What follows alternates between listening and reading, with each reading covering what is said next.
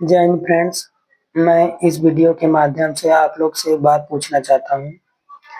अगर हम ही लोग हैं या आने वाले पीढ़ी के बच्चे या जो पढ़ रहे हैं या जो पढ़ चुके हैं, आप सब लोग बताइएगा कि हम लोग क्लास LKG, UKG, PG 1, 2, 3, 4, 5, 6, 7, 8, 9, 10, 11, 12 तक पढ़ते हैं।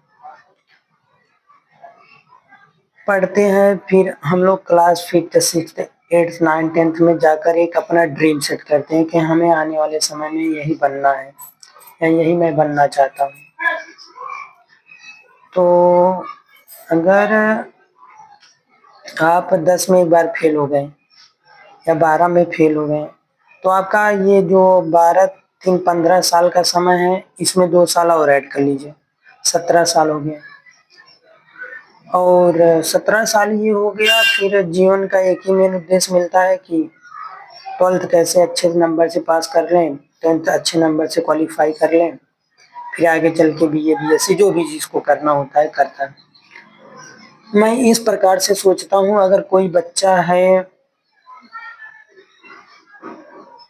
क्लास 5th 6th, सबका एक ड्रीम क्लियर हो जाता है।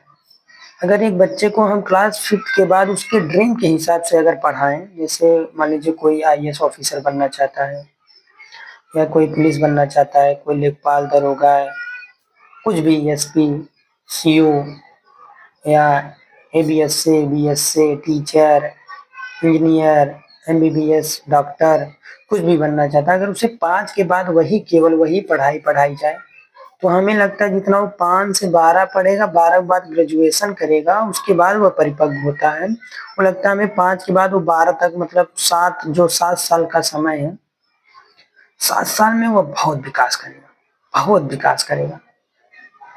अगर उसको 10 साल उसी क्षेत्र में लगा दिया जाए, कब कैसे कहाँ क्या करना है, तो लगता है हमें एक बच्चे को आप पढ़ाइए 12 तक, उसे ग्रेजुएशन कराइए, फिर उसको सर्विस दिलवाइए। सर्विस भी तो जल्दी नहीं मिलती है, नौकरी भी तो नहीं मिलती जल्दी। फिर पा भी गए तो सीखने में 1, 2 साल, 3 साल गुजर जाता है, तब तक जिम्मेदारियां बढ़ जाती हैं। अगर कोई बच्चा 5 से है, उसकी लगन है कि हमें DM बनना है, तो उसके DM को ही पढ़ाया जाए जब तक वह परिपक्व ना हो जाए। उसका एक तो विजन तो क्लियर हो जाए, जहां बैठेगा, चाहे जिस विजन पे बात करो, पूरा विजन पे पूरा फुल माइंड सेटअप के साथ बात करेगा। हमें लगता है कि आप 5th के बाद वाले बच्चों को पढ़ा कर देख लीजिए, ऐसे ही 5th का जो केवल DM का पढ़ाई पढ़ रहे 5 से, उसको देख लीजिए, दोनों में बहुत अंतर होगा। जहां वो रहेगा दहाड़ता रहेगा, वही हाल है। शिक्षा व शेरनी का दूध है, जो पिएगा वही दहाड़ेगा। तो अगर इस बात पे संतुष्ट हो, हमें 1 मिनट के लिए कोई प्रधानमंत्री बना दे, हम तो पूरा शिक्षा नीति ही बदल देंगे। बच्चों को कब डर लगता है? सिलेबस से, टॉपिक से, इतना पढ़ना, इतनी मोटी मोटी बुकें हैं।